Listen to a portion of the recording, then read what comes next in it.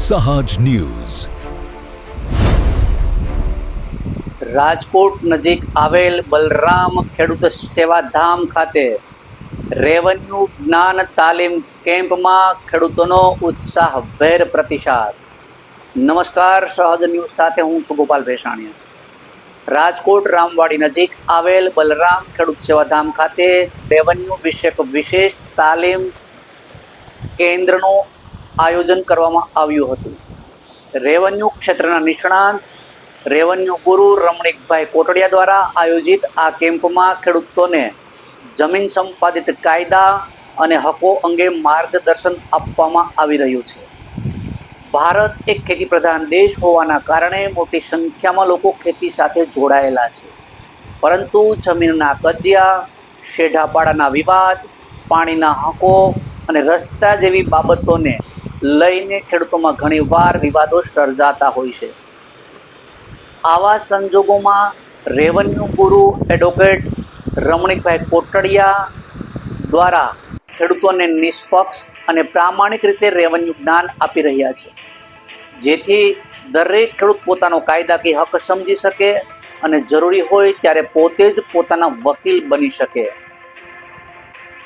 કેમ્પના પ્રથમ દિવસે કુવા બોર નોંધણી, હકપત્રક નોંધ, કુવા બોર, પાણીના હકો, પાણી હક રદ કરવાની પ્રક્રિયા, પાઇપલાઇન હક, બોજો, ગીરો મુક્તિ, પેઢીનામું મેળવવા અરજી, વારસાઈ પેઢીની પ્રક્રિયા, આંબા, સોગંદનામું, પછી ગ્રામ પંચાયત કચેરીના પંચનામા, પરિશિષ્ટ 1 અને પરિશિષ્ટ 2 સ્વઘોષણા તથા જૂના હસ્તલેખિત રેકોર્ડને કોમ્પ્યુટરાઇઝ કરતી વખતે રહેલી ક્ષતિ સુધારણા અંગેની વિસ્તૃત માહિતી આપવામાં આવી હતી. રેવન્યુ ગુરુ રમણીકભાઈએ ખેડૂતોને સંદેશ આપતા કહ્યું હતું કે જમીન જે વારસામાં મળી છે તેને જાળવી રાખવી અને વધુ લાલચામાં આવીને ખરીદ વેચાણમાં પડવું નહીં. નવી જમીન ખરીદતી વખતે છેલ્લા 25 વર્ષની તમામ નોંધો તપાસ કરવી જરૂરી છે.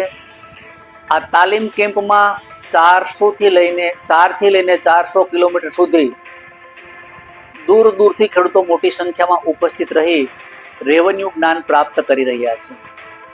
ખેડૂતોના વિવિધ જાગૃતિના દાખલા છે.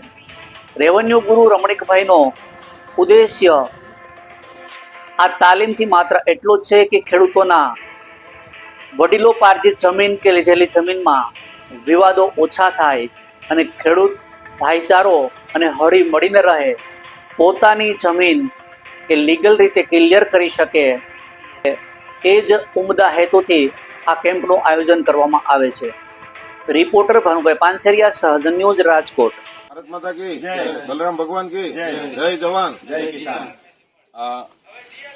રેવન્યુ નિષ્ણાત કે રેવન્યુ ગુરુ એવા રમણીકભાઈ કોટડિયા ને કોટી વંદન. કારણ કે એ અત્યારે ખેડૂતોના ખરા રાહબર ગણો, એ ખેડૂતોના ભગવાન ગણો. કારણ કે ખેડૂત અત્યારે અટવાઈ રહેલો છે. ખેડૂતોને રેવન્યુ ડિપાર્ટમેન્ટમાં બહુ હેરાન થયા. તો એના માટે જે રમણીકભાઈ કોટડિયાએ હકીકત જે આયોજન કરેલું છે અને આ 14મો તાલીમ કેમ્પ છે, તેમજ એનું ભવિષ્યનું સપનું છે કે અહીં બલરામ સેવાધામ ખેડૂતોનું સેવાનું કેન્દ્ર બની રહે. એ નિમિત્તે રમણીકભાઈ કોટડિયા થોડીક વાત કરશે. ખેડૂતો જે છે રેવન્યુ બાબતે છેલ્લા મારા 5 વર્ષના અનુભવ કહું તો રેવન્યુ બાબતે મને એવું લાગ્યું કે ભાઈ ખેડૂત ઘણી બધી રીતે દુઃખી થાય છે અને જ્ઞાનના અભાવે દુઃખી થાય છે. આર્થિક કેપેસિટી પણ એવડી નથી છતાંય આર્થિક રીતે ઘસાય છે. એટલે આજથી 5 વર્ષ પહેલા જે છે એ નાના એવા ગ્રુપથી શરૂઆત કરી, પછી જુદા જુદા ગ્રુપો વધતા ગયા અને ગુજરાતના પ્રવાસ મેં ચાલુ કર્યા. એટલે રેવન્યુની અંદર ખેડૂતોમાં અવેરનેસ તો આવી, પરંતુ જાતે કામ કરી શકે એટલા માટે તાલીમ કેમ્પ શરૂ કરવાનું વિચાર્યું. અને આ છેલ્લા 1.5 વર્ષથી 1.25 વર્ષથી આ જુદા જુદા તાલીમ કેમ્પ ચાલે છે. અત્યારે 14મો તાલીમ કેમ્પ છે. દર મહિને એક તાલીમ કેમ્પનું આપણે આયોજન કરીએ છીએ. ક્યારેક થોડુંક આગળ પાછળ થતું હોય. શા માટે દરેક તાલીમ કેમ્પ જે છે એ જે તે મહિનાના બીજા શનિ રવિ આપણે રાખીએ છીએ, જેથી કરીને રજાનો દિવસ જે છે એનો લાભ પણ લોકો લઈ શકે. તાલીમ કેમ્પની અંદર હવે શરૂઆતમાં સંખ્યા ઓછી થતી હતી, હવે ના પાડવી પડે એટલે એક મર્યાદા રાખીએ છીએ આપણે 100-125ની સંખ્યા, અને આરામથી 15 દિવસની અંદર તાલીમ કેમ્પ ફૂલ થઈ જતો હોય છે. ગુજરાતના છેડેથી ખેડૂતો આવે છે. આ વખતે મુંબઈથી 4 વ્યક્તિઓ છે, એમ સુરતથી લગભગ 7-8 વ્યક્તિઓ છે. આખા ગુજરાતમાંથી ભણેલ ખેડૂતો, ઓછું ભણેલા ખેડૂતો અને જુનિયર એડવોકેટ મિત્રો પણ આવે છે. એડવોકેટ મિત્રો પણ તાલીમ લઈ જાય અને પોતાની કારકિર્દી પણ શરૂઆત કરી શકે અને કરે છે, જેથી કરી અને એમની પાસે નોલેજ હોય તો ઓછા ખર્ચની અંદર ખેડૂતોને સેવા મળી શકે.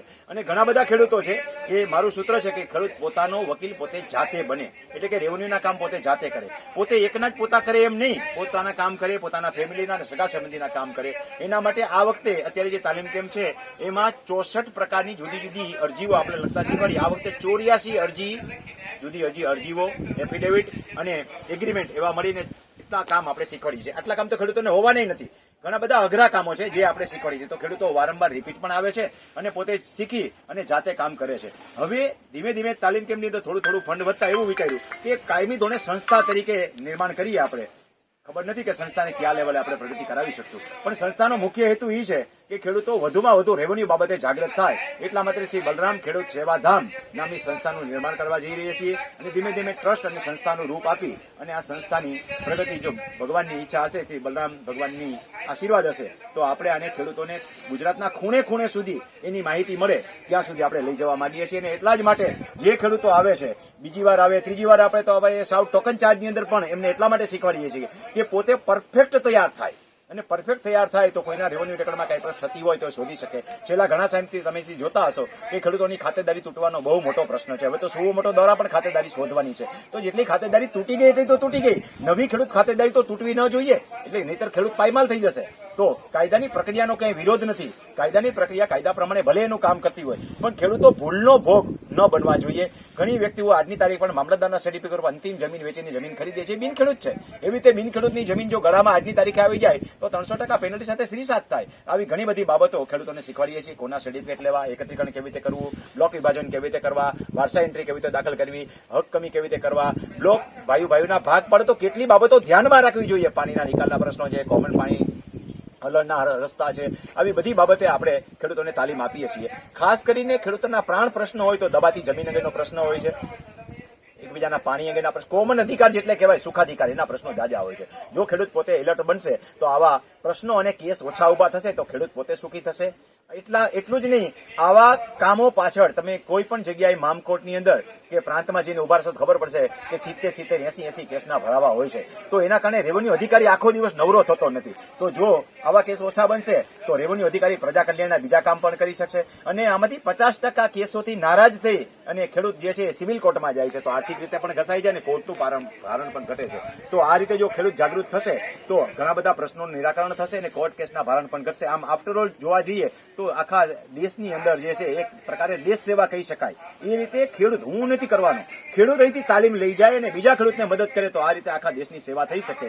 આપણો મુખ્ય હેતુ એ છે કે 100 ખેડૂતને તાલીમ આપીએ અને એક ખેડૂત જો 10 વ્યક્તિની સેવા કરે તો 1000 થયા. દરેક તાલીમ કેમ્પમાં જો આવી રીતે વ્યાપ વધતો જાય અને ગામે ગામ માત્ર 1, 2, 3 કે 4 નિષ્ણાંત વ્યક્તિઓ થઈ જાય કે જે ખેડૂતોના કામ કરી શકે તો મને લાગે છે કે ગુજરાતના ઘણા બધા પ્રાણ પ્રશ્નોનું આપણે નિરાકરણ કરાવી શકીશું.